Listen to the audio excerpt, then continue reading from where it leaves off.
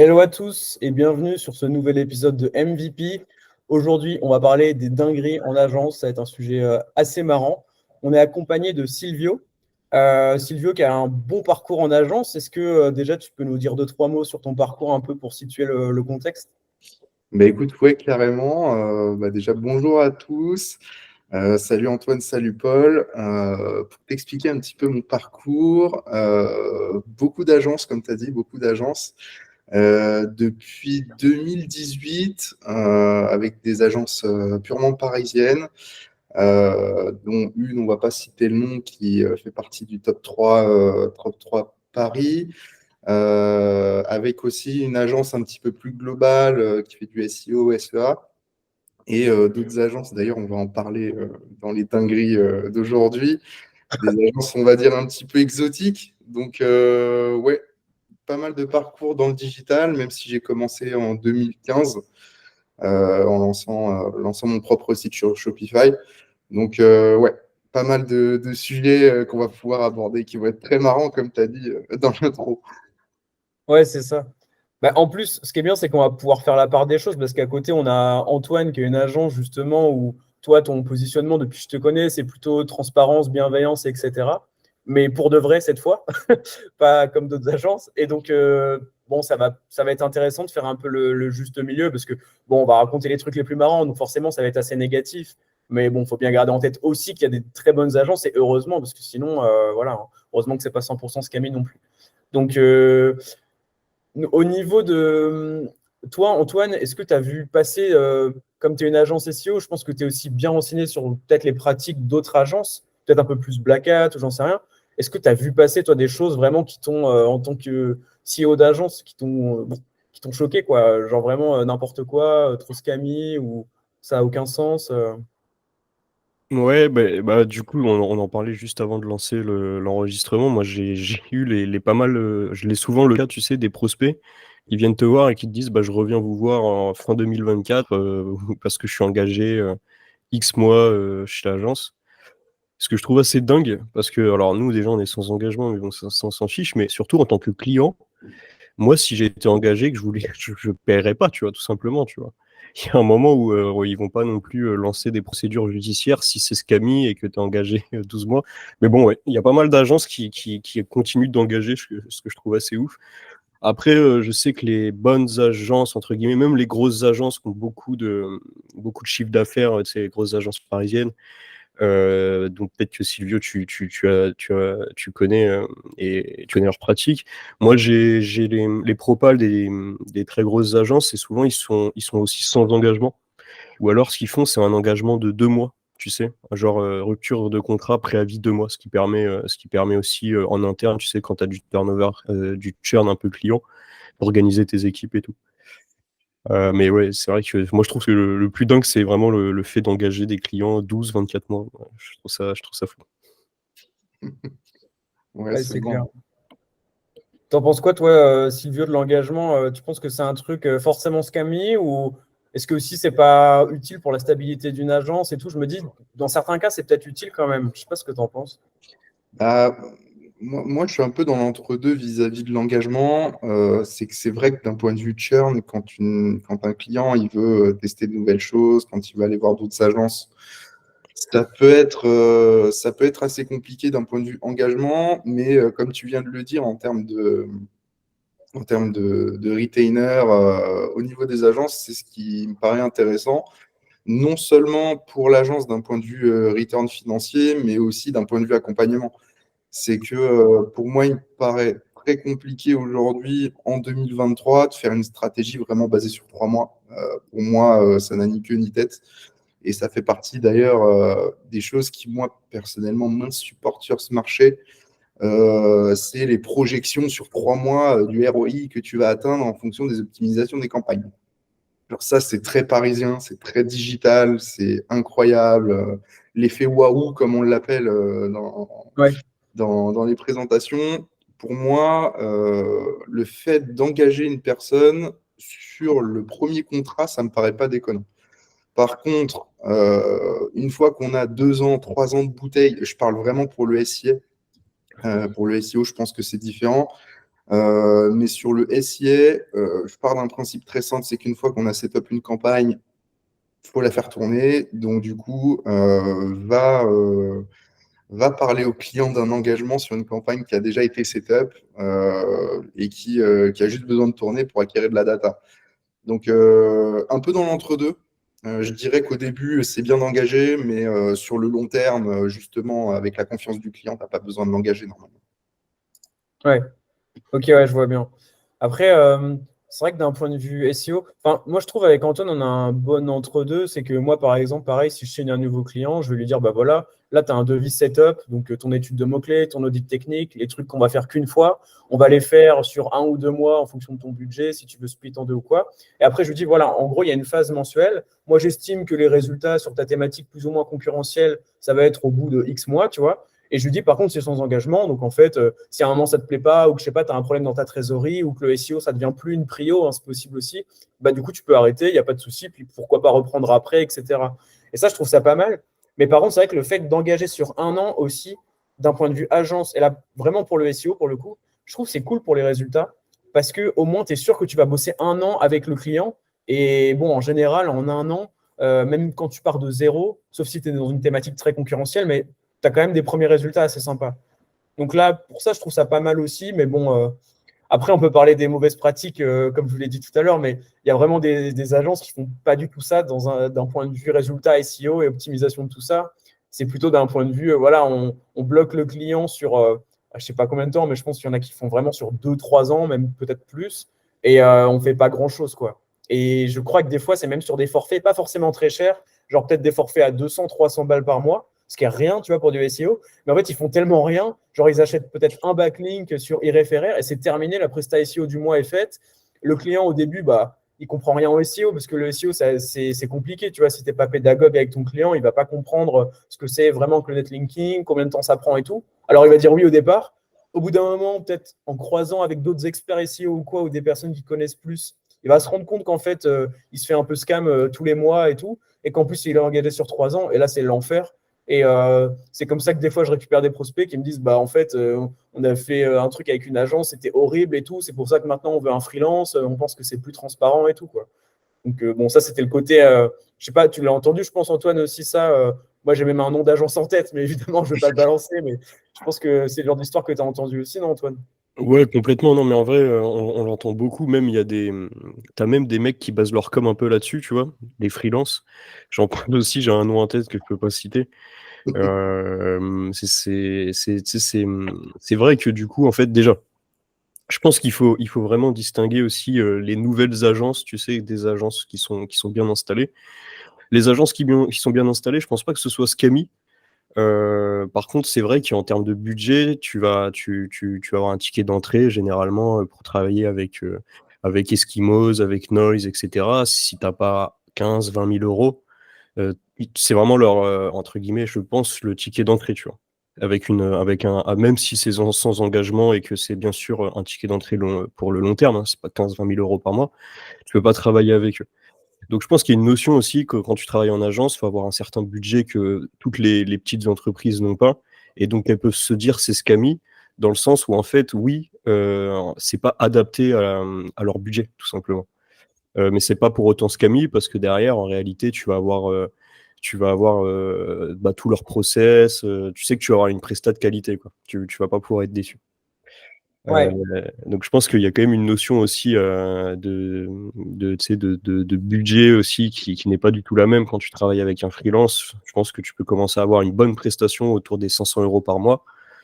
Quand tu travailles avec une agence, si derrière tu sais que c'est un CDI qui s'occupe de toi, derrière un équilibre financier, hein, tout simplement, il faut que l'agence puisse payer les gens, etc. Moins de 1 000 euros par mois, ça va être déjà compliqué d'avoir une bonne prestation. Donc rien que quand tu te rends compte de ça, je pense que tous les gens qui commencent à faire des devis en mode agence, en plus il y a une mode en ce moment, je sais même plus comment ça s'appelle, le dropshipping des agences là, SMA ou je sais pas quoi là, je sais même pas comment on dit. ah oui, si, je crois que c'est SMMA, ouais. SMA. Ouais, Je déteste ce mot-là, mais j'imagine que derrière, là, ça doit ça pullule d'arnaque, ce truc. J'imagine, je vois le truc à 2 kilomètres, tu vois. ouais, Une en vrai, il y a moyen, je sais pas. prestation, bah, j'imagine, tu vois. Donc ouais, à mon avis, un bon warnings déjà quand tu bosses avec une agence, c'est de se dire ok, bah, je prends une agence institutionnelle, tu vois, quelque chose de bien installé, parce que derrière en fait il y a plein de process, il y a plein de modèles, il y a du management, etc. Et je suis prêt à mettre le prix. Sinon, vaut mieux peut-être en effet aller checker au niveau des freelances, voir un petit peu comment ça se passe, et puis essayer de trouver un bon prestataire. Honnête. Mais ouais, je pense que comme tu le disais, warnings pour les prestats à 300 € par mois, les trucs comme ça. Bref. Généralement, ça Ouais, c'est mauvais, quoi. ok. Et est-ce que Silvio, tu as un avis, toi, sur les agences bien installées? Peut-être que tu connais un peu mieux. Est-ce que pour toi, c'est forcément synonyme de qualité ou au contraire, est-ce que tu as déjà vu ou entendu des histoires d'agences bien installées qui faisaient n'importe quoi en SIA ou autre, hein? Bah, je suis plutôt d'accord avec Antoine sur ce coup-là. C'est que sur des grosses agences, en fait, tu vas avoir les deux parties. En fait, tu vas avoir la partie vraiment experte, où tu vas avoir des personnes qui sont là depuis assez longtemps, qui font partie des murs, donc du coup qui connaissent leur métier. Et tu auras bien sûr la partie junior, hein, parce que derrière une agence, elle est forcément obligée de faire de la marche quelque part, étant donné que ça reste une structure économique. Donc derrière, ils ont besoin de générer du chiffre d'affaires. Et là, en général, les prestations à 300 €, à 500 €, ils ne vont pas allouer un senior sur le projet. Ça, très Ouais, clairement, c'est le cas. Outre le fait d'avoir ce staffing qui est assez bizarre, je vous vois, les agences comme ça, je vais regarder la caméra pour vous menacer. Vous, les agences SIA, qui dites aux clients, vous inquiétez pas, la prestation, elle ne vous coûtera rien. Mais par contre, le budget que le client vous donne, il vous donne 1 000 €, mais que vous l'investissez 500 pour vous garder les 50% qui restent, on vous voit. On vous voit et vous inquiétez pas, vous n'êtes pas une start-up, vous êtes juste des scammers. Donc ça va vous retomber dessus et faites attention à ça. Et ça, pour le coup, à toutes les personnes qui veulent se lancer sur des stratégies SEA, sur le web, faites très attention aussi à comment est investi votre budget. De moins en moins, les agences côté SEA vous donnent cette métrique. Donc faites très attention à demander toutes les métriques disponibles, même si c'est un reporting assez basique, même si c'est un PDF, juste regardez le montant qui a été investi, les clics récoltés et regardez si c'est cohérent par rapport à des ordres de grandeur. Mais ça fait partie des dingueries que j'ai pu voir. Franchement, quand un client il te donne 1 000 € et que c'est le bout du monde pour lui et qu'au final tu te permets de prendre 50% de la REM pour, euh, pour te goinfrer, c'est quand même assez chaud. ouais, c'est clair. Mais le pire, c'est que c'est juste une histoire de ligne dans le devis parce que je trouve que tu fais la même chose, mais tu dis au client clairement, bah, en fait, il y a 1 000 € sur la presta. Et sur les 1 000 €, tu as 500 de budget vraiment pour ta campagne. Et à côté, il y a 500 € pour notre temps, etc. C'est comme ça qu'on fonctionne. Tu lui dis d'entrée de jeu, il est OK avec ça. En fait, c'est bon, tu fais la même chose, entre guillemets, sauf que c'est transparent, c'est honnête, éthique, tout ce que tu veux, puis tout roule, quoi. Et en fait, on l'a aussi côté SEO où tu en as, ils font pareil sur le budget d'achat de liens. Tu sais, ils vont dire, bah, en fait, ta campagne SEO, bah, c'est juste un budget d'achat de liens de 1 000 €. Ils font la même chose, quoi. En gros, ils prennent la moitié pour leur temps de prestat. Alors que qu'est-ce que ça te coûte? Moi, quand j'ai un client, je lui dis clairement, bah voilà, sourcer des liens, trouver des bons backlinks, ça prend du temps. Sur les plateformes d'achat, il y a vraiment à boire et à manger, il y a de tout. Alors, moi, mon rôle, c'est de filtrer tout ça et ça me prend du temps, quoi. Je lui dis, voilà, ça me prend une matinée, ça fait tant, et ton budget que je vais dépenser, ça fait tant, quoi. Puis évidemment, le temps de prestat linking qui est vendu, il est proportionnel au budget d'achat parce que plus tu as un budget d'achat élevé, plus tu vas acheter de liens ou alors des liens qualitatifs, plus tu vas encore plus checker, etc. Donc, bref, moi, je trouve ça ouf parce que je me dis, enfin, je sais pas si ça fait une vraie différence sur le closing, tu sais, au point de se dire, vas-y, je préfère lui cacher, ça va mieux closer. Enfin, je me dis, moi, en tout cas, j'arrive très bien à closer sans ça, mais après, voilà, hein, je sais pas, mais. Moi, j'ai une théorie sur ça, c'est que je me dis que ces personnes-là, ils ont un tellement manque de confiance en leur offre, ils sont obligés de le camoufler derrière une prestation qui paraît alléchante. Ouais, Une personne qui est senior, qui a déjà de la clientèle sur laquelle se reposer et qui n'a pas de soucis de ce côté-là au niveau financier, au niveau churn, elle va pas te courir après si tu lui dis c'est 50% du spend. Alors qu'une personne qui a des scrupules quand même à se dire, bon, je vais le facturer 20%, c'est quand même beaucoup au niveau de la prestation que je délivre, bah, elle va tout faire en fait pour te le cacher. parce qu'au final, tu n'auras pas une grosse valeur ajoutée à lui apporter. C'est ma théorie. Je me dis que ces personnes-là, bah, peut-être qu'il y a anguille sous roche, peut-être qu'elles ne se sentent pas bien, peut-être que même elles en sont conscientes et elles ne se cachent pas elles veulent juste, comme le loup de Wall Street, transférer la monnaie d'une poche à l'autre. Donc, je pense que c'est plus ouais, ce manque de confiance en leur offre qui fait qu'ils sont obligés de camoufler un petit peu le vice, quoi. Mais c'est un niveau d'amateurisme énorme en fait aussi comme tu disais Paul, de pas dès le début être capable de faire un devis cohérent avec ton temps de travail, quoi. C'est-à-dire, c'est Ouais. quand même la base. C'est-à-dire que quand tu commences normalement à proposer un accompagnement, tu calcules le temps que ça va te prendre, tu fixes un TJM, peu importe, hein, si tu es confiant et que tu penses que tu es le meilleur, tu peux te mettre un TJM de 1 200 €. Tu es transparent. Si ça te prend, je sais pas moi, une demi-journée par mois, tu prends 600 €. Si ça te prend 2 jours par mois, tu prends 2 400 €. Mais tu es transparent avec le client. Et moi, d'expérience, quand je me suis planté sur mes accompagnements, sur mes propals, parce que ça peut arriver, des fois tu cernes pas bien le besoin, même si on est sans engagement et que ça peut bouger d'un mois à l'autre, le client à la fin il est jamais content. Parce qu'en fait, tu mets ton temps de travail, tu alloues mal ton temps de travail, soit tu sous-estimes la tâche, soit justement, tu alloues ton temps de travail à autre chose. Donc, par exemple, en SEO, plus du contenu, que du netlinking, plus de la technique, Mm. alors qu'il fallait autre chose.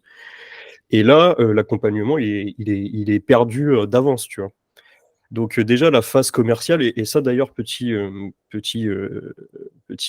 va dire petite anecdote, mais quand j'ai des prospects qui viennent me voir, tu sais, peut-être un peu plus vieux, qui connaissent pas forcément le digital, moi, je leur explique tout en détail, je leur fais un pré-audit détaillé, j'essaye de leur expliquer ce qu'on va faire, de rendre la chose la plus compréhensible possible.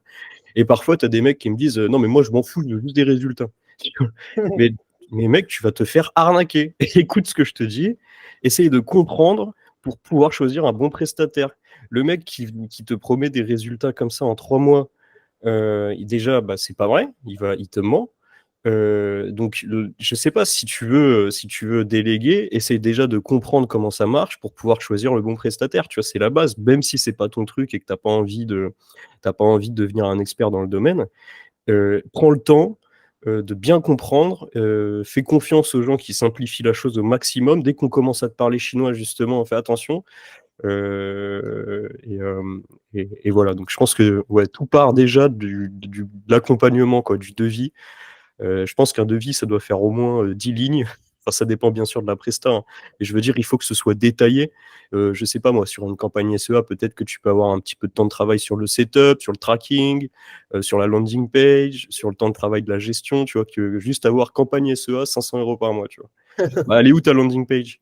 Et comment tu mets ta campagne en place, etc. Donc forcément, déjà, ça pue, tu vois, si t'as pas de détails un petit peu au niveau de ton TJM, quoi. Ah oui, bah, euh, pour la petite anecdote aussi, moi j'ai vu passer des frais de mise en pause. Ah oui. Donc on facture le temps pas passé sur le compte. Ça, c'est conceptuel, hein, mais ça existe. Ah ouais, c'est violent là. C'est comme si on facturait, ouais, je sais pas, une propale ou un truc qui a aucun sens, quoi. Mais ouais, c'est abusé. Sinon, qu'est-ce que je voulais dire? Est-ce que, ouais, pour vous, il y a plus ou moins de tendance scammy d'une agence qui va être, par exemple, si le client veut du SEO, une agence 100% SEO versus une agence 360? Est-ce que vous pensez qu'il y a genre un type qui va être plus scammy que l'autre ou pas forcément? Parce que, enfin, pour vous dire, j'ai entendu les retours négatifs que j'ai eus sur ce qui était mis en place d'un point de vue SEO.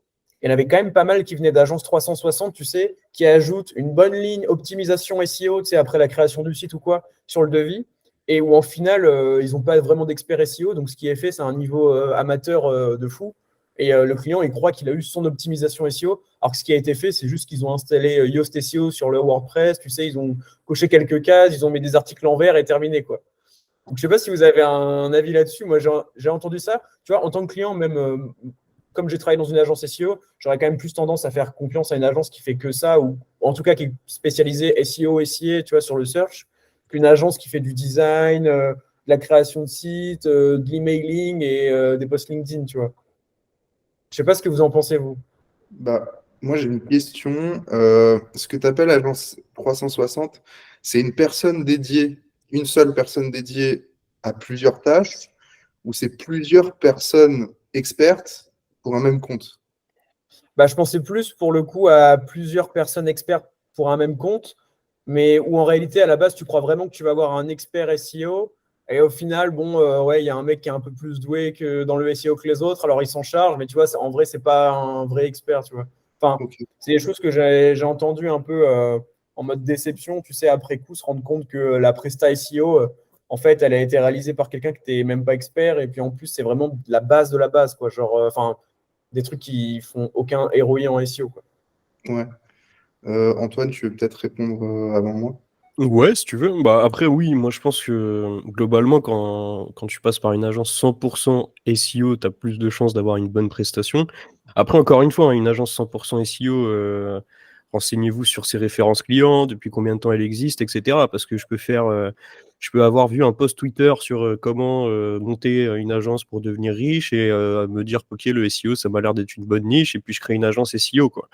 Donc non, mais une vraie agence SEO, logiquement, va avoir des meilleurs process, des meilleurs modèles. Et là-dessus, moi, je partage mes locaux avec une agence qui s'appelle La Quincaillerie, qui est une top agence marketing digital, hyper transparente. Vraiment une très très belle agence. Et nous, on est SEO Monkey, donc 100% SEO. Donc tu vois, on voit un peu la différence de positionnement. Eux, ils vont te faire un site, ils vont quand même, entre guillemets, ils vont bien l'optimiser pour leur SEO, donc tout ce qui va être balise, etc., ça va être aux petits oignons, et ils vont être capables derrière de te proposer, par exemple, de la rédaction. Ok, c'est cool. Mais ils vont peut-être pas aller jusqu'à la mise en place du cocon sémantique, tu vois, d'une campagne de Ouais, netlinking, ouais. etc. Mais tant que c'est transparent dès le début, c'est-à-dire que sur un devis, tu as marqué, je sais pas moi, optimisation SEO au lancement du projet, plus ensuite un article de blog par semaine, etc. Moi, je trouve que ça peut très bien se passer aussi, quoi. Ouais.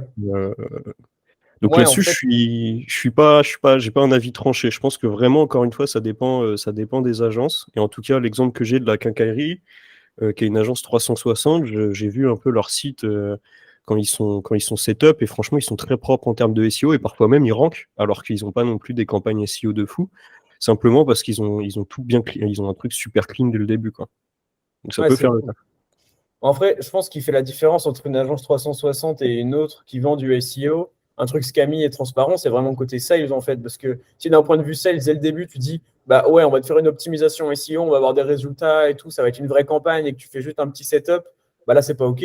Par contre, si dès le début, tu dis, bah nous, on fait juste les bases du SEO, tu vas peut-être ranker plus facilement sur ton nom de marque ou sur quelques mots-clés longue traîne, mais bon, voilà, plus des articles. Là, ouais, c'est encore une fois une question de transparence, hein. C'est comme l'histoire du coût d'achat de lien et puis le temps de Presta, ou pareil, le temps de Presta à SIA et puis le budget publicitaire. Si c'est dès le début, en fait, c'est top, quoi. Mais ouais, ok, c'est intéressant. Et toi, Silvio, Euh, t'en penses quoi, du coup, tu penses que, enfin, agence 360, agence 100% search, etc., t'as ton avis là-dessus? Bah, moi, j'ai vachement un biais psychologique là-dessus. C'est que je me dis que à partir du moment où tu as une agence qui fait 100% des choses pour lesquelles elle a été missionnée, c'est toujours mieux qu'une agence qui fait un peu de tout.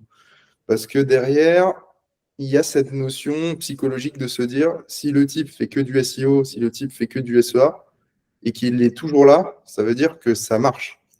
Alors que la personne qui fait du 360, qui fait un peu de tout, etc., je ne peux pas m'empêcher de me dire, cette personne, elle est en galère de thunes, elle a besoin de rentrer des thunes, donc elle fait tout ce qui est possible de faire pour continuer à croître. Et c'est pour ça que j'ai posé la question, est-ce que c'est vraiment une personne dédiée ou est-ce que c'est, entre guillemets, siloté? Ça, c'est complètement contre-intuitif ce que je vais dire et ça va à l'encontre de tous les discours agences que j'ai pu voir sur la partie SEA. Surtout, il faut choisir des agences qui sont silotées. Parce que si tu choisis une personne à l'intérieur d'une agence qui fait un peu de tout et de rien, qui est assez, on va dire, frivole sur les leviers qu'elle utilise, elle va aller piocher par là, elle va aller piocher par là, piocher par là. Sauf qu'une personne qui est capable d'être complète et performante sur plusieurs leviers, en général, elle a 20 ou 30 ans de métier. J'ai jamais vu une personne qui a 5 ans de digital être bon sur le SEO, être bon sur le SEA, être bon sur Amazon. Pour moi, ça n'existe pas. Pour moi, tu as forcément une spécialité. Pourtant, Silvio, j'ai vu passer des posts LinkedIn d'experts grosses hacking. Ils avaient 17 ans. Et ils avaient l'air trop forts. Ouais, bah, je suis convaincu qu'ils sont forts en copywriting et en storytelling et qu'il faudrait qu'ils orientent leur carrière là-dedans. Si ça marche, parce que ça reste une compétence, hein, mais je suis convaincu que, honnêtement, aujourd'hui, les gens partent de postulats très simples. Par exemple, ils se disent que le SEO, c'est du blog, que le SEA, c'est acheter des mots-clés, que faire un site, je fais un Squarespace et c'est bon. Aujourd'hui, on vit dans une ère où on oversimplifie tout, alors qu'au final, on se rend compte que c'est des expertises des fois beaucoup plus poussées et qu'aujourd'hui, ce qui va faire la différence, c'est pas le nombre de leviers utilisés, c'est les 10% supplémentaires de l'expertise d'une personne. Et ça, je suis convaincu qu'une agence 360, ou du moins une personne 360, je vais apporter une nuance, une personne 360 ne pourra jamais t'apporter les 10% qui restent parce que de toute manière, il n'a même pas les 20%. Donc, pour moi, c'est mitigé. Ça dépend vraiment de l'objectif que tu as. Si tu veux lancer plein de leviers, tester, faire de l'A/B testing au début et sélectionner ton levier préféré, ouais, fais du 360. Mais si tu veux vraiment performer, si tu veux aller plus loin aussi dans ton analyse, dans l'optimisation de chaque levier, ouais, vaut mieux prendre une agence P, je suis d'accord avec Antoine. Ok, ouais. D'ailleurs, c'est marrant, ça fait écho à. J'ai eu des prospects qui sont venus me voir et qui m'ont dit, bah, en fait, voilà, on a ce site-là. Moi, je suis responsable marketing.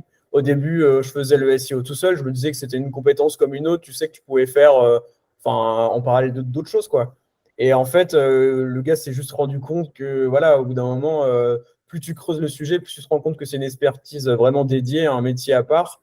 Et je pense qu'il y a une vraie nuance entre le début où en tant que client, tu vas penser que faire du SEO, en fait, c'est tu prends un article déjà de base, tu le penses même pas SEO, tu sais, tu fais un article, je sais pas, une news sur ton entreprise, et puis après, tu vas cocher des petites cases pour dire, OK, c'est bon, maintenant il est optimisé SEO, j'ai bossé mon SEO, tu vois. Alors qu'à un moment, je pense que quand tu confrontes avec d'autres experts, tu dis, ah ouais, en fait, non, pas du tout. Il faut vraiment avoir la logique à la base, il faut que tout soit pensé pour le SEO, etc. Toujours au service du business du client, évidemment, hein, mais et ça, j'en ai eu deux, trois comme ça, des prospects qui m'ont dit, bah, en fait, voilà, hein, je me suis rendu compte que c'était un métier à part entière. Ou alors, j'ai des petites connaissances, mais en gros, j'ai plus le temps en fait, de réfléchir à la stratégie ou de rédiger des articles ou de faire les backlinks. Enfin, c'est pas possible. Donc maintenant, je recherche un freelance, un expert qui va passer tout son temps dessus ou en tout cas qui a l'expertise, quoi. Donc, Bah oui. ouais. Et tu imagines aussi la schizophrénie, je pense que ça vous le fait aussi côté SEO. Mais si la personne, elle est 360, et ça, je vais complètement zapper parce que j'en ai vu passer des gens comme ça, c'était sans cesse en schizophrénie entre ton SEO et ton SEA. Pendant longtemps, le SEA, la best practice, c'était de faire une LP par mot-clé. Va faire une LP par mot-clé qui est complètement dissociée du site et ranker sur du SEO à côté sur les mêmes LP. Pour moi, je ne connais pas le SEO, mais je pense qu'il y a des problématiques aussi d'arborescence. Comment tu veux intégrer ça dans une stratégie SEO alors que tu as des LP partout? En fait, tu as au moins 150 LP par mot-clé qui sont indexés juste pour du SEA et qu'au final, il n'y a aucun contenu. Tu vois, il y a aucune redirection sur le site parce qu'ils ont supprimé les liens du menu. Il y a juste le logo, mais il n'est pas cliquable. Tu n'as pas de sitemap au niveau de ta page. Il n'y a rien. Et derrière, bah, va pitcher à ton client. Bon, on fait du SEO, mais par contre, on va faire de la LP à côté. Pour moi, il y a une partie schizophrénie qui devrait pas avoir lieu, quoi. Ouais, c'est clair. C'est clair, c'est clair. Pour revenir sur le sujet, on va dire vraiment agence, SCAMI, etc., etc. Je pense qu'il y a une notion aussi importante, d'ailleurs, tu l'as abordé, Silvio, c'est même si. Alors, on va partir déjà du postulat qu'on bosse avec une bonne agence. Donc, ce n'est pas l'agence qui a été créée il y a 2 semaines. Une vraie agence voilà, qui existe depuis quelques années avec une équipe, etc. Il y a quelque chose de totalement vrai, c'est qu'en fait, elle va être composée de plein de consultants différents. Et donc, tu peux avoir une très bonne expérience dans une agence et tu peux avoir également dans cette même agence un autre client qui va avoir une mauvaise expérience parce qu'il va bosser tout simplement pas avec le même humain, il va bosser avec un autre consultant.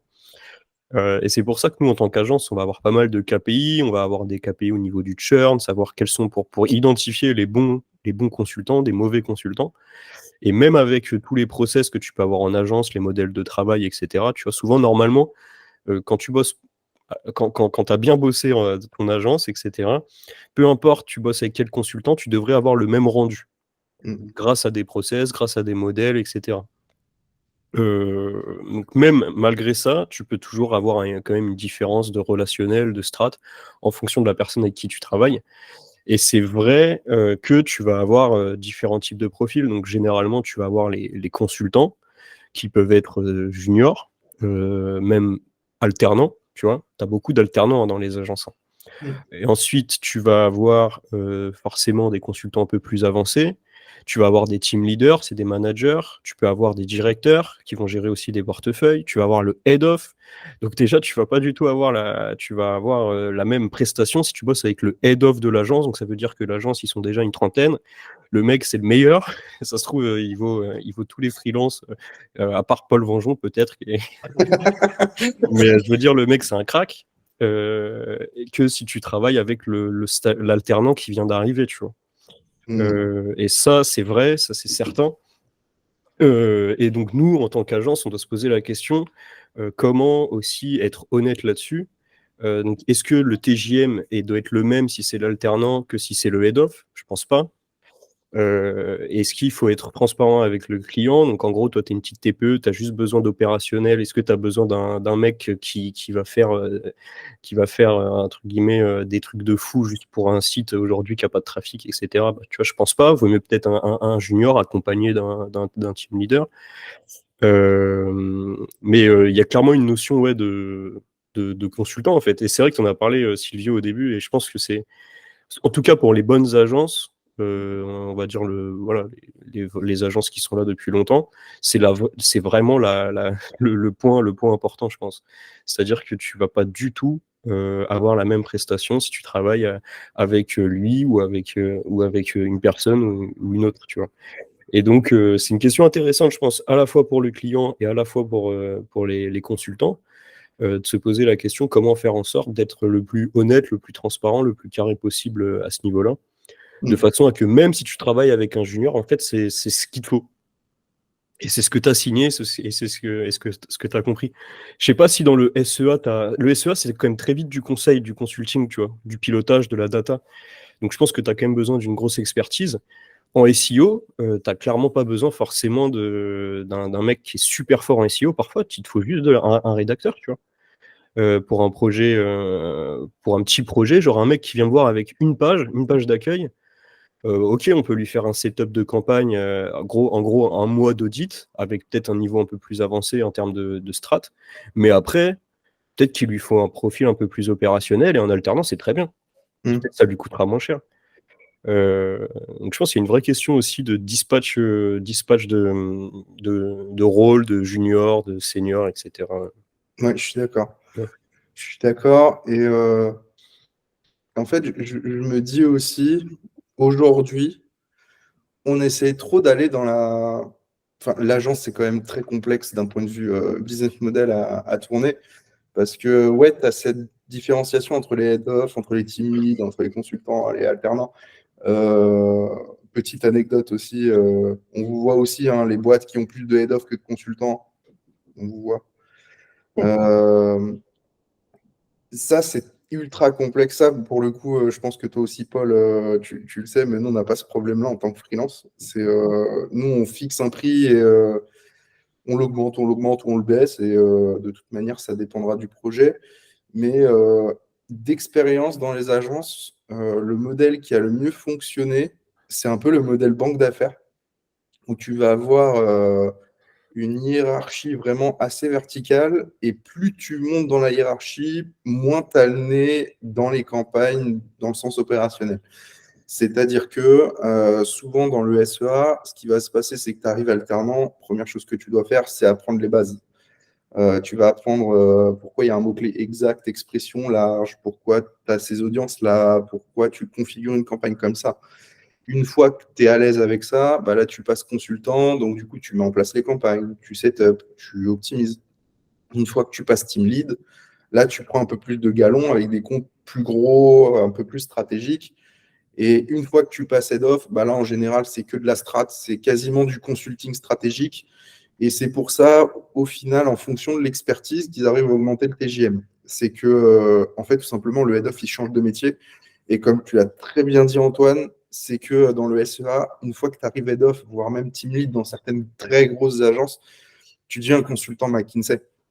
En fait, tu vas les conseiller sur justement l'orientation du site, sur l'orientation commerciale, sur la communication, leur dire le taux de conversion, il est temps, le taux de clic, il n'a pas changé, donc ça veut dire qu'il y a un problème de site. Peut-être travailler avec votre consultant SEO, peut-être lécher un peu plus la communication, peut-être est-ce le moment de changer un petit peu d'univers. Là, on rentre vraiment dans des problématiques très, très stratégiques, voire même des fois financières. Moi, ça m'est arrivé de conseiller à des clients de lancer un deuxième site, par exemple.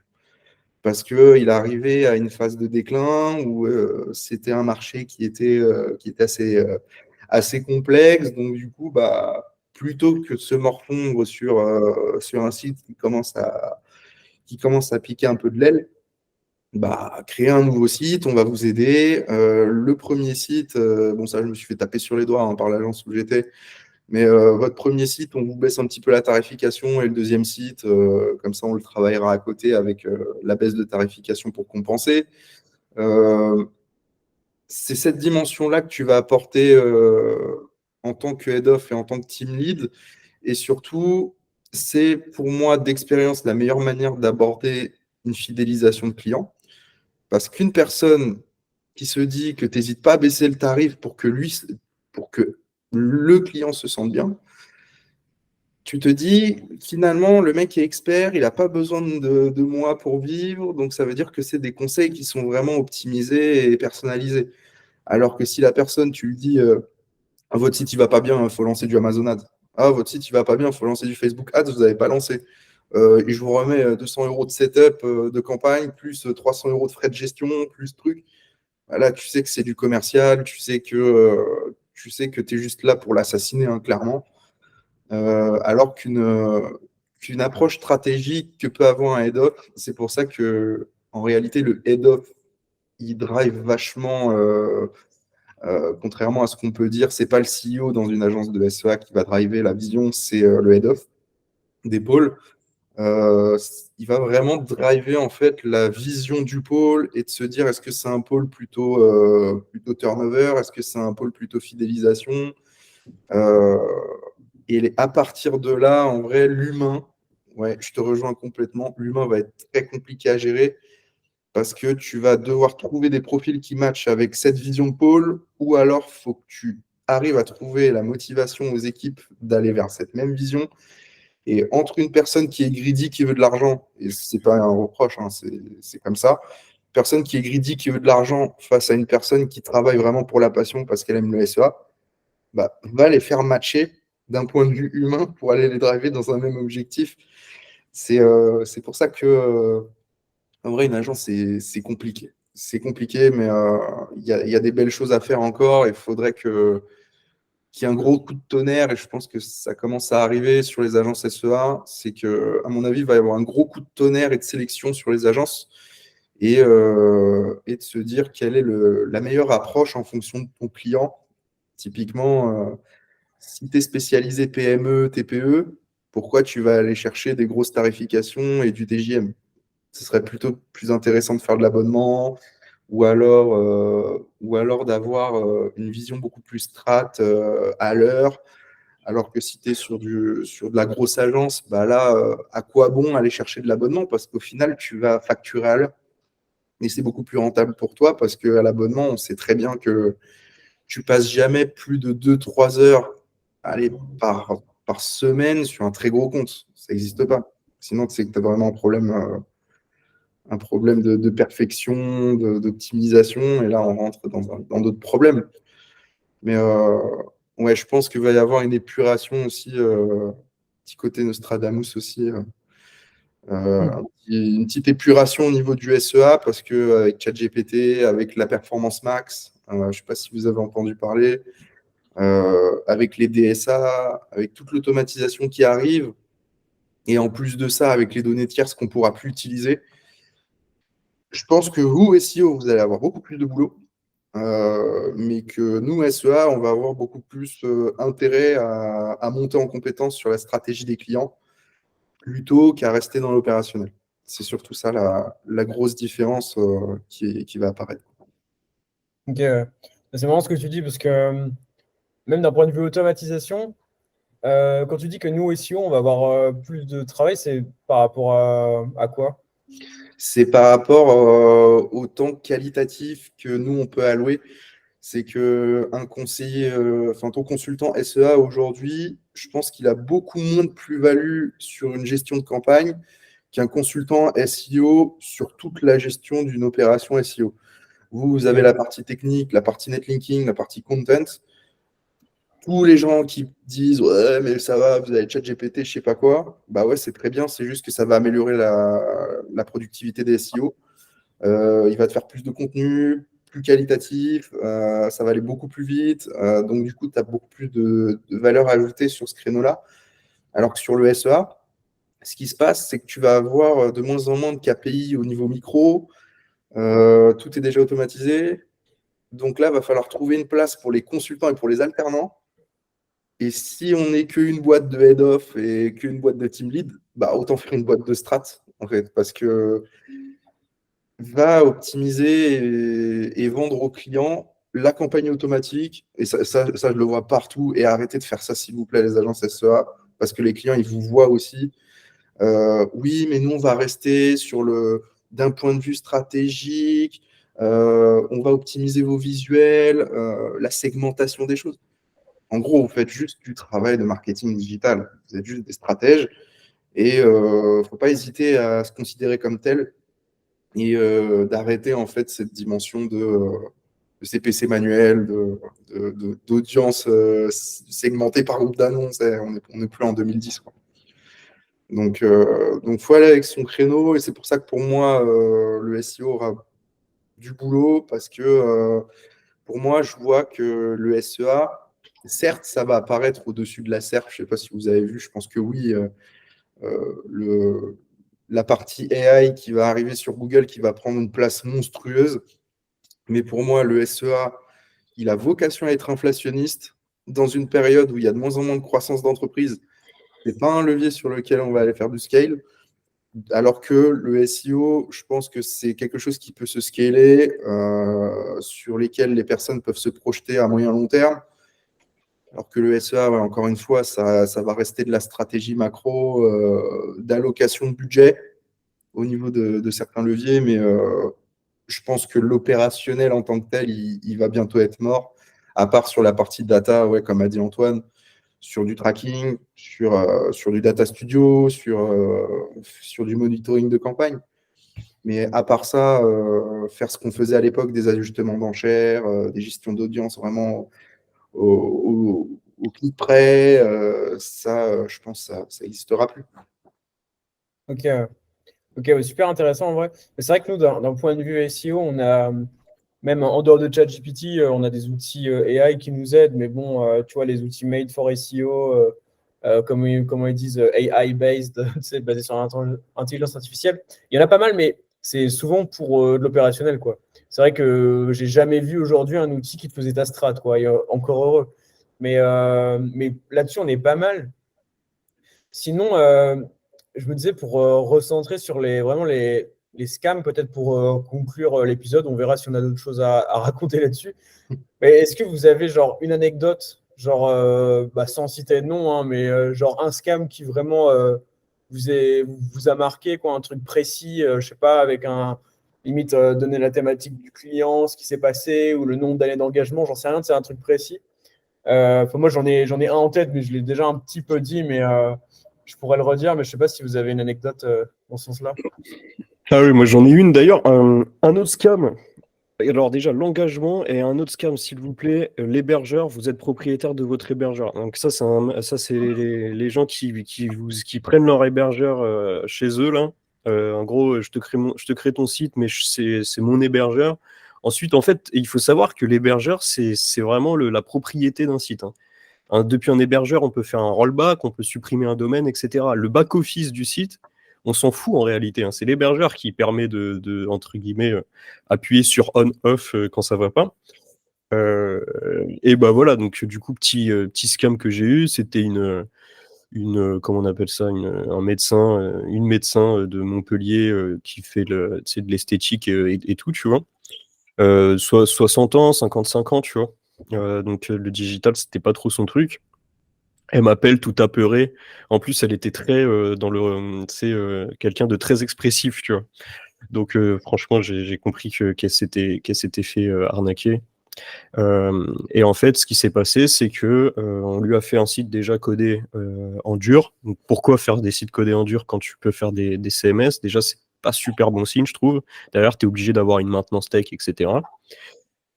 Sur un hébergeur OVH, propriété de son ancienne agence. Donc pareil, hein, l'agence, tu tapes ça sur Internet, tu vois que c'est pas institutionnel. Ça sent mauvais, quoi. Et ce qui s'est passé, c'est qu'il lui prenait 300 euros par mois à peu près de frais de maintenance. Qu'est-ce que ça veut dire, frais de maintenance? Je sais pas. En tout cas, il lui prenait 300 euros par mois. Et le jour où elle a voulu partir, il lui a coupé son site, quoi. Hop, depuis l'hébergeur, je sais pas, il lui a cassé ses DNS il lui a tout cassé. Et, euh, et du coup, nous, on a dû récupérer les accès à ses DNS pour lui créer son hébergeur. Donc, tu vois, le travail qui prend masse de temps et en plus qui n'est pas visible pour la cliente, elle se comprend même pas ce qu'on fait comme boulot, tu vois. Euh, et, euh, ouais, et donc petite chose. Mais ça aussi, je l'ai rencontré pas mal en tant que, enfin, sur la partie SEO, c'est des gens qui ont des sites hébergés chez leurs prestataires. Et en fait, ils sont complètement pieds et mains liés à leurs prestataires parce que bah, quand tu es hébergé chez un prestataire, tu peux rien faire, quoi. Et là, tu es dans une situation limite, c'est du droit, hein. C'est la base, hein. C'est-à-dire que, je veux dire, ton site internet, t'as mis de l'argent dedans, t'as capitalisé, etc. La moindre des choses, c'est que t'en sois propriétaire, quoi. Donc, bon, limite, on pourrait faire une liste de choses à faire pour pas se faire scammer, ne pas s'engager, ne pas être propriétaire de son hébergeur. Voilà, ça, c'est des basiques, quoi. Et donc voilà. Et d'ailleurs, fin de l'histoire, cette cliente-là, on lui a repris son site, on l'a re-hébergé chez Truc et tout, et à la fin, il nous a pas payé. Ah, Donc après, je pense que les gens qui se font scammer aussi, généralement, c'est aussi qu'ils sont un peu comme ça, à vouloir tout le temps tout concurrencer, prendre le moins cher. Et après, on Possible. a un peu ce qu'on est finalement là-dessus. Ouais, c'est clair. Toi, Silvio, tu as une anecdote un peu vénère comme ça ou... anecdote un peu vénère, bah, ça fait écho à ce qu'on se disait tout à l'heure par rapport aux investissements des budgets. Euh, Premièrement, c'est une marque voilà, d'aménagement, abri de jardin, blablabla. Jardinerie, c'était en agence parisienne. Enfin, on va pas dire le nom, je l'ai supprimé du LinkedIn, vous ne pourrez pas le voir, bande de voyous. Euh, je suis encore choqué. On signe un client qui est quand même intéressant, hein, 4 000 euros de budget. On vient me voir dans mon bureau, on me dit voilà, 4 000 euros de budget, etc. Il faut lancer des campagnes. Je dis cool, super, qu'est-ce qu'on lance? Il me dit alors, tu lances ce que tu veux à partir du moment où ça rentre dans une enveloppe de 1 500 à 2 000 euros. Je regarde, je dis mais c'est pas normal. Pourquoi ça? Ouais, mais parce que tu comprends, il faut se backuper de quelque chose. Blablabla. Ok. À l'époque, je n'étais pas au courant de la tarification de cette agence. Je lance les campagnes, je m'en occupe, etc. Parce qu'au moment, je vois passer un mail qui dit c'est bizarre, on fait moins de clics, on fait moins de performances, on ne sait pas ce qui se passe, etc. Et du coup, je me pose des questions, je me dis, c'est bizarre, il y a un truc qui ne va pas. Je vais voir la personne en charge du coup de cette agence qui m'avoue en fait qu'on prend un cut fee de 50% sur chaque client qui signe et qu'en fait l'approche c'est vous ne payez rien, nous on se rémunère à l'optimisation du CPC. Ok. Et ça en fait je ne comprends pas pourquoi ça marche en fait aujourd'hui, c'est que Google ne fait jamais de rétrocession d'optimisation de CPC, ça n'existe pas. Donc sachez une chose, c'est que quand on vous donne un budget, si on vous dit si vous inquiétez pas, il n'y a pas de coût, sachez qu'on va vous prendre de l'argent quelque part. Il n'y a pas d'argent magique. Bah oui. Les rétrocessions, ça existe que dans le monde de la gestion de patrimoine où tu as des rétrocessions par les banques. Donc, vous inquiétez pas, il n'y a pas d'argent magique. Et résultat des courses. Et je balance tout parce que du coup, j'ai toujours pas eu la lettre de l'huissier. On m'a menacé du coup de poursuites judiciaires si jamais je divulguais ce genre de choses. Bah, écoute, si jamais tu regardes cette vidéo et que tu te reconnais, je suis prêt, j'ai un dossier béton. Donc, j'ai aussi toutes les choses toxiques que tu as dit à toutes tes équipes et que tu m'as dit aussi sur Slack. Donc, n'hésite pas. Vraiment, n'hésite pas, j'ai besoin d'argent. Donc, vas-y, n'hésite pas à me donner 15 000 euros de dommages et intérêts. Mais ce qui s'est passé, ouais, c'est qu'il y a eu des licenciements. Donc, moi, le premier, étant donné que ça commençait à gêner parce que je râlais tout le temps à cause de ça. Deuxième chose, il y a eu des commerciaux qui ont dû partir pour des raisons de toxicité. Donc voilà, pour l'ambiance. Et de trois, la société continue à perdurer, elle continue à communiquer. Donc ma mission, vraiment aujourd'hui, c'est de dézinguer cette boîte de manière anonyme pour qu'elle puisse plus faire de mal à ces petits commerçants, parce que bien sûr, elle cible jamais les très grosses boîtes. Hein. Parce que ça passe pas, elle cible les petits commerçants. Donc faites très attention à ce genre de boîte. Faites attention aussi à vos... Ils étaient combien dans cette agence? Il y avait 4 commerciaux et 2 opérationnels. Ah oui, déjà, En gros, Déjà, t'as la dynamique, genre ça la pue. structure de la boîte, quoi. voilà. Et pour te donner une idée, les commerciaux faisaient que prospecter et faire des points clients. Et les opérationnels, ils faisaient que de l'exclusion de mots-clés, etc. parce qu'on n'avait vraiment pas le temps. Moi, j'étais head off et j'avais un stagiaire en fait, qui s'occupait de m'aider parce que j'en pouvais plus. Et très clairement, je pouvais avoir dans mon portefeuille 210 comptes. What? Attends, t'as dit combien de comptes? 210 comptes. 210? Ouais. Mais attends, mais ça n'a aucun sens. Voilà, mais fais le rapprochement avec des budgets moyens de 500 euros, parmi lesquels tu prends 250 euros par client, en sachant que c'est les commerciaux qui s'occupent de faire le point client parce que tu es complètement overbooké, que le commercial, il n'hésite pas. Et ça, c'est chaud parce que je leur avais fait un data studio pour que ce soit un peu plus pro et qui modifie les chiffres pour que ça soit un peu plus sexy auprès du client, alors que moi, j'avais les vrais chiffres. Typiquement, le pourcentage d'impression et le taux d'impression sur réseau de recherche, ceux qui nous écoutent, c'est pas du tout pareil. Faites très attention. On pouvait avoir des chiffres qui passaient du simple au triple. Et ça, pour moi, ça m'a vacciné en fait de ces agences vraiment petites qui cherchent des nouveaux business models. C'est que pour moi, le business model qui est le meilleur, c'est celui qui s'adapte à tes entreprises cibles. Et que à partir du moment où tu apportes de la valeur ajoutée, les entreprises, elles n'hésiteront pas à te payer. Mais si tu les scams, ça marche 3, 4, 5 ans. Mais il y aura un retour de bâton. Quoi qu'il arrive, ça se saura. Bah oui. Et c'est pour ça que le bon filtre, c'est aussi d'avoir, c'est ce que je disais, des agences un peu institutionnelles. Déjà, quand tu arrives à passer un nombre d'employés, de salariés, c'est-à-dire que tes clients sont contents, qu'ils restent, etc. Il faut faire attention aux petites, comme tu dis, petites agences, etc. Derrière, il y a vraiment des business models. Franchement, il y a vraiment des formations qui se vendent de SM, je sais pas quoi, là, MA. C'est là, je crois, ouais. C'est quoi? J'imagine un peu derrière. le genre d'accompagnement que tu peux avoir, tu vois. Après, c'est normal, hein, tout le monde essaye de gagner sa vie et tout, hein. Mais c'est normal aussi qu'au début, bah, tes prestations, elles sont moins bonnes quand t'es en lancement que quand t'as 15 ans d'XP ou que tu bosses à fond pendant 3 ans, tu vois. Nous, par exemple, notre agence, tu vois, ici au Monkey, elle a que 3 ans, mais on bosse comme des acharnés depuis 3 ans sur la qualité de nos prestats, tu vois.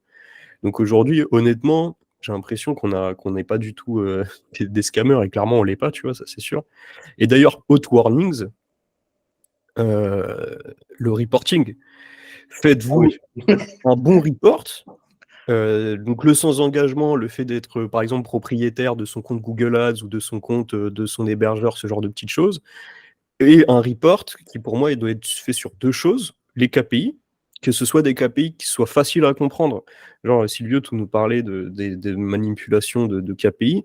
Il y a des KPI qui sont faciles à comprendre. Et un KPI, c'est pas, et tu peux les siloiser, par exemple, voilà, retour sur investissement ROS avec les budgets. Je sais pas, moi, en SEO, l'évolution de tes positions, etc., etc. Ça, c'est simple, c'est compréhensible, et c'est des KPI qui ont de la valeur. Et deuxième type de report qu'il vous faut, c'est des reports opérationnels. Donc, faut que les personnes, quand tu fais du service, elles soient honnêtes sur leur temps de travail et leur TJM. S'ils estiment avoir un TJM à 1200 et que tu signes avec eux, ça, c'est toi c'est ta responsabilité. Tu veux bosser avec un mec qui est hyper bon. Ça, c'est fixé, ok. Mais après, son temps de travail, surtout en conseil, en stratégie, etc., il faut que ce soit carré. C'est-à-dire que si vous lui payez une demi-journée par mois, il faut qu'il fasse une demi-journée de travail par mois.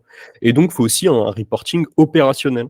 C'est-à-dire concrètement, qu'est-ce qui a été fait, limite un petit peu de pédagogie, un petit peu de formation derrière le report, montrer comment on fait, quel est le process, etc.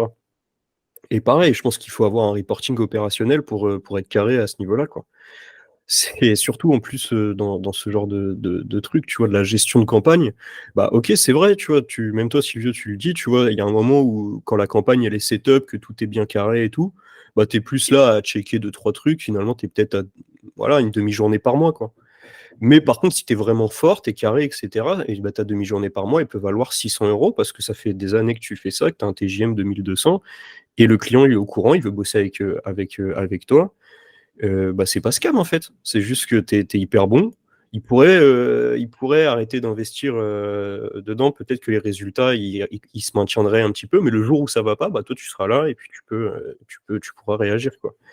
Mais là où il peut avoir du scam, c'est sur le temps de travail. Et ça, c'est sûr, surtout dans le conseil, il faut du reporting opérationnel. C'est-à-dire que, ok, ok, c'est vrai, une maintenance de campagne, bah, à la fin, c'est plus beaucoup de temps de travail. Donc, oui, c'est sûr que ça ne sera pas un budget.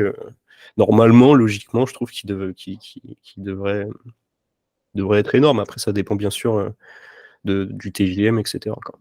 Ouais, carrément. Bah, je sais pas si Paul t'avait prévu cette question-là aussi. Là, on a fait les dingueries des agences, mais il y a aussi les dingueries des clients d'agences. Souvent, on les remonte pas assez, celles-là. C'est que, messieurs les clients, quand vous demandez un objectif, il faut s'y tenir. C'est-à-dire, quand on demande, euh, quand on demande un objectif de ROS ou de chiffre d'affaires, ne demandez pas au bout de 3 mois de baisser les CPC, de dire ouais, il y a un problème au niveau du taux de clic, etc. Tout est fait pour aller dans la même direction sur un objectif. Ne vous inquiétez pas. Si vous voyez qu'il y a vraiment un décalage entre un objectif que vous avez et un autre, ça veut dire que le brief, comme l'a dit Antoine au début de vidéo, n'a pas été bien fait. Si il y a des objectifs qui sont passés à la trappe, ça veut dire que l'approche commerciale n'a pas été bien faite. Et ça, comme l'a très très bien dit Antoine, et c'est un point, mais je pense qu'on n'appuie pas assez là-dessus, c'est que si vous avez un besoin qui est vraiment concret, il faut vraiment appuyer ça au niveau de l'agence et ne parlez pas que de vos objectifs marketing, parlez aussi des objectifs stratégiques de la boîte. Encore une fois, on y revient. Dites-leur où est-ce que vous voulez être dans 3 ans. Dites-leur où est-ce que vous voulez être dans 5 ans. Il faut que la communication elle soit aussi alignée. Une agence comme un freelance, si il travaille bien, et je pense qu'Antoine sera d'accord avec moi, c'est c'est un ajout de tâches qui va de manière évolutive. C'est-à-dire, tâche numéro 1, c'est pour arriver à tâche numéro 2, qui arrive à tâche numéro 3, qui arrive à tâche numéro 4. C'est très rare les tâches numéro 1 qui se font en même temps que tâche numéro 2, qui se font en même temps que tâche numéro 18, et après on revient à tâche numéro 7. Ça n'existe pas. Quelque chose qui est bien fait, une stratégie léchée, c'est une stratégie qui est découpée, une stratégie qui doit perdurer dans le temps. Bien sûr, tenir compte des saisonnalités, ça c'est la base chez un marketeur, mais il faut quand même tenir compte d'une certaine progressivité. Donc, ne challengez pas votre agence au bout de 2 mois et demi, ça ne sert à rien. Si ça se trouve, elle n'a même pas eu le temps de récolter les premières datas de changement et de pivotage. Donc, voilà, laissez un peu de temps aux gens pour vous faire une stratégie aux petits oignons et ne pas surréagir à chaque événement de marché qui peut arriver. Ouais. Et là-dessus, après, je pense qu'on pourra peut-être terminer là-dessus, mais je te rejoins. Je pense qu'on a vraiment le côté, on a aussi, bon, alors on peut se faire, bien sûr, tomber sur le mauvais prestataire dès le début, pas de chance. Mais à la fin, je pense qu'on a là aussi l'accompagnement qu'on mérite. C'est-à-dire qu'il faut aussi respecter son prestataire et comprendre aussi qu'il y a des process, qu'il y a un ordre. Donc typiquement, voilà, il faut faire, si la roadmap c'est ça, il faut vraiment suivre la roadmap et ne pas attendre forcément dès le début. Voilà, par exemple, en SIA, d'abord il faut faire les landings avant de faire de la gestion de campagne. Accepte qu'au début, en lancement de projet, tu as du setup, etc. et que tu n'auras pas tes data au bout d'un mois parce qu'au début, tu as certaines choses à mettre en place. Mais ouais, je pense que si on a ce côté-là, on a un peu les prestataires qu'on mérite. Et moi, je l'ai vu en tout cas. Typiquement avec cette médecin là, esthétique de Montpellier qui finalement, je pense, a mis énormément aussi la pression à ses anciens prestats. Et voilà, à la fin, on retombe un peu dans ça, quoi. Ben, c'est ça. Surtout que le vivier de clients, il est assez grand pour que tout le monde arrive à trouver son client, arrive à trouver son créneau. Donc, honnêtement, changer, scammer à ce point-là des gens, rester propriétaire de leur compte, moi je trouve ça incroyable. Si vous voulez rester propriétaire, devenez mandataire payeur. Et si vous êtes mandataire payeur, arrêtez de prendre 50%. Sérieux, est-ce que vous avez besoin de 50% pour exclure des termes de recherche? Je pense pas. Donc, je pense que le marché, il a juste besoin d'un petit coup de balai éthique et que une fois que ce sera fait, ça deviendra un marché qui sera beaucoup plus confiant. Personnellement, je suis plutôt pessimiste sur ça. Je me dis que ça va plutôt prendre le tournant des banques d'affaires, etc. Avec certes, 95% des actions qui sont menées sont clean, mais tu auras toujours 5% des actions qui seront cracra. Je pense que ce sera comme ça, mais perdons pas espoir et je pense que ça pourrait être cool qu'il y ait un petit peu d'épuration de ce côté-là. Mais ouais, là-dessus, l'épuration, elle se fait naturellement, en fait. Hein. Tu regardes les grosses agences, elles sont clean. Hein. Même si elles sont chères, ok. C'est peut-être pas le budget adapté à tous, mais c'est clean. Hein. En termes d'une agence de 100 salariés, crois-moi que tout est clean. Hein. Le TJM, il est respecté. Les process, ils sont en place. Tout est clean. Donc en fait, je pense que c'est un énorme, c'est de l'amateurisme aussi, tu sais, le fait de, on a tous commencé, tu vois. Je suis sûr que nos premières heures de travail en tant que prestataire, elles n'étaient pas aussi carrées qu'aujourd'hui, tu vois, avec nos process, nos modèles, etc. Et donc je pense que les gens en fait qui scamment, entre guillemets, c'est pour beaucoup. En fait, c'est juste des amateurs qui n'ont pas encore tout leur process, qui ne sont pas assez professionnels, qui ne sont pas assez bien organisés, etc. Exemple, le dropshipping, c'est pas un modèle viable sur le long terme, tu vois. Un dropshipper, logiquement, il fait ça pour se former au début, en lancement de projet, et puis si ça marche pour lui, il va finir par créer ses produits, créer sa marque et avoir quelque chose de clean. Dans le service, c'est pareil, en fait. Hein. Dans le service, au début, tu te lances. Si tu te mets pas avec les bons dès le début, tu te formes et pour se former, faut galérer, faut faire des erreurs, etc. Tu vends quand même un peu de temps de travail, c'est normal. Tu as des prestats qui se passent mal. Mais pour moi, c'est de l'amateurisme et on part surtout, alors là-dessus, je pense qu'on part surtout sur une direction vers quelque chose de plus en plus propre, hein, parce que globalement, tu regardes pour les grosses boîtes, genre les Eskimos, tout ça. les noise, etc. Pour moi, c'est propre, hein, leur prestat, hein. Tu rentres dans leur reporting et tout, c'est propre, hein. Donc je pense que justement, plus le temps va passer, et il y aura toujours cet écrémage en fait de petits indépendants qui essayent de se lancer, qui font un peu n'importe quoi, qui vont pas survivre en fait, tout simplement. Ils vont finir par devoir arrêter parce que leurs clients sont pas contents, tout simplement, ils fidélisent pas. Et ceux qui arrivent à passer ce cap, à grossir, à processer, à modéliser, à bien recruter, à avoir les bons profils, les bons consultants, etc. À la fin, c'est propre, mais par contre, c'est cher. C'est vrai que tu bosses avec une grosse agence, généralement, c'est vrai qu'il y a une barrière à l'entrée, et encore une fois, ceux qui se font, je pense, qui ont le plus de problèmes de prestataires, c'est aussi les plus petits, qui n'ont pas de budget, qui comprennent rien. Un peu je pense comme on a pu voilà, tous le voir, c'est le genre de prestataire voilà, qui veut des résultats tout de suite, qui comprend pas tout, quoi. Bah, c'est ça. On dirait la même chose que dans les cryptos, que dans la finance. Disclaimer, c'est pas un conseil financier. Mais c'est comme les gens qui investissent tout et qui se disent il faut que j'ai x2 et qu'au final ils perdent tout et qui se disent ah merde, qu'est-ce que j'ai fait? Bah, c'est exactement pareil que dans le monde du marketing digital. C'est que faut sélectionner, faut pas mettre ses œufs dans le même panier, faut pas tout investir parce que souvent, j'en vois aussi. Ils disent voilà, j'ai 2 000 euros, c'est tout ce qui me reste, il faut que je fasse du ROS. Ne faites surtout pas ça. C'est la meilleure manière de cracher votre entreprise, de faire faillite et de plus avoir de trésorerie de votre côté pour pouvoir continuer à financer vos opérations. Il ne faut surtout pas utiliser du budget que vous n'avez pas. Il faut utiliser du budget que vous avez, justement faire confiance à votre prestataire parce que on rentre dans un cercle vicieux, mine de rien, c'est ce que tu expliquais. C'est qu'une prestataire ou un prestataire qui a un problème de trésor, s'il te donne ses derniers 2 000 euros, il y a de fortes chances que ça se passe très mal. Par contre, une personne qui se dit oh, alors ces 2 000 euros, de toute façon, j'allais les claquer au resto du coin en note de frais, d'un coup, on a une bien meilleure relation parce que la personne, elle attendait rien et au final, elle a quelque chose. Même si c'est minime, tu as quand même un résultat. Donc, ouais, c'est comme tu as dit, toujours les petits qui en pâtissent. Les gros, de toute manière, ils n'ont pas de soucis par rapport à ça. Soit ils ont des grosses agences qui gèrent bien, soit ils ont des gens en interne sur lesquels taper dessus, hein. Clairement, ça existe aussi. Il y a aussi des annonceurs qui tapent sur les gens en interne et j'en vois beaucoup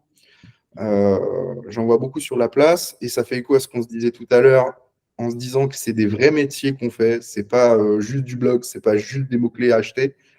Ce sont des vrais métiers et c'est pas pour rien que certains gros annonceurs ils peuvent avoir plusieurs dizaines de personnes en SEO dans une même entreprise, qui peuvent avoir plusieurs dizaines de personnes sur du SEA et qui peuvent avoir vraiment des pôles marketing qui peuvent des fois faire 100 personnes. Donc, il faut vraiment retirer cette idée que tout est facile, que tout est quasiment immédiat. Comme partout, il faut du travail.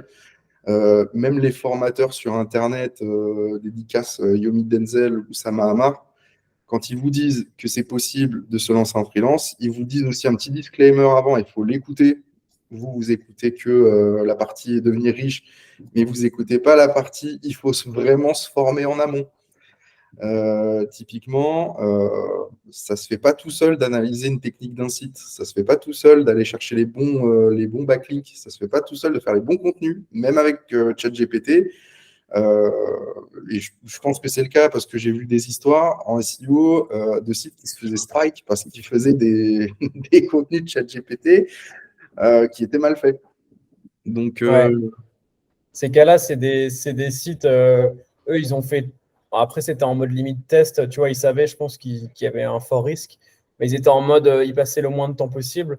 Alors, ce qu'ils faisaient, en gros, c'est qu'ils tapaient, tu vois, un mot-clé dans Google. Et tu sais, tu as les questions fréquemment posées là dans la SERP, les PAA.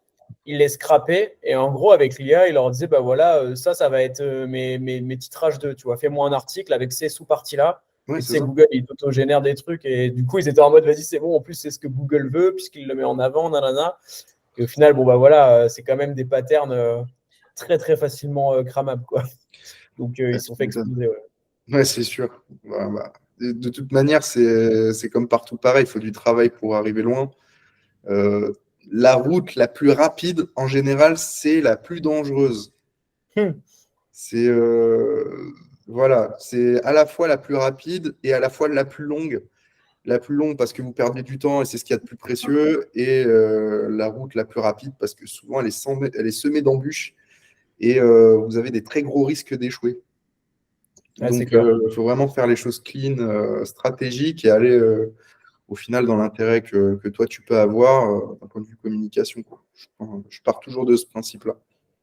Carrément. Bah écoute, moi je trouve que c'est une super conclusion à l'épisode. La route la plus courte, c'est jamais la plus rapide. Parce que finalement, on commence par route. Terminé.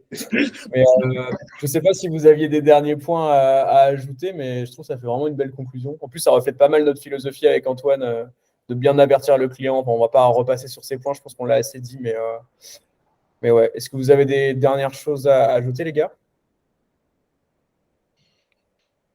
Non, Ok, merci du coup Silvio pour ta venue. Et ouais, du coup, bonne journée, puis à la semaine prochaine pour le prochain épisode. Yes, carrément. Bah, merci à vous. Merci à vous. Et en attendant les nouvelles dingueries qui vont arriver plus tard, de toute manière, je pense que ça va arriver dans pas longtemps. Donc, ouais, vraiment très cool. Et si ça se trouve, à la prochaine fois. carrément. Avec plaisir. Salut! Tout le Allez, monde, à la semaine salut. prochaine.